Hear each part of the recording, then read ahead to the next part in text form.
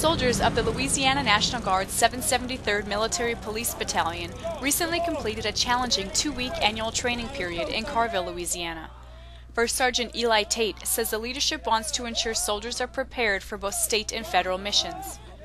We wanted to incorporate some of the training that we do both on if we would go to a wartime mission, or if we did our homeland mission with the hurricanes.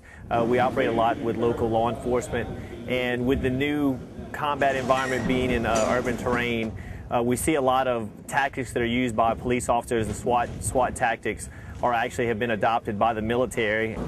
The soldiers took turns cycling through 4 days of intense SWAT training to build team cohesion and sharpen urban warfare skills. They come out the first day, they're motivated, but they are a bunch of individuals. It's very similar to how basic training is run. And the idea is to survive these type of incidents, you have to be a solid team, and you have to work as a team. You have to be looking out for your buddy. And so we've incorporated that to ensure that by the end, not only are they tactically proficient, but they also have the ability to serve as a team leader or in a team. So they may not have that sergeant right there. They may not have that lieutenant right there. So these guys are in real-world situations, and they have to be able to make split-second decisions.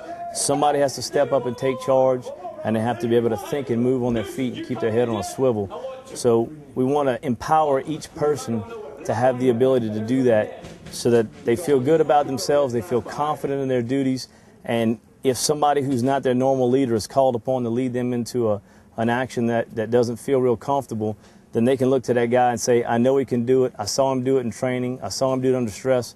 I'll follow him all the way. The military policemen also received active shooter training to prepare them to react to situations such as Columbine. Other training included baton tactics and combat water survival. Now what we're actually doing is simulating a helicopter crash where we strap in with the regular military police duty rig into a chair, and we blindfold them and lower them back, and they hold on to their M16, and then they have to come up, take off their blindfolds, secure their gear, and proceed down to the end of the pool and back. The instructors say the positive attitudes and motivation of the soldiers made this year's annual training a success. Leave out on the last day. They leave out on a high note, and you can see when you watch them, they're war gaming, they're talking about this, they're talking about that.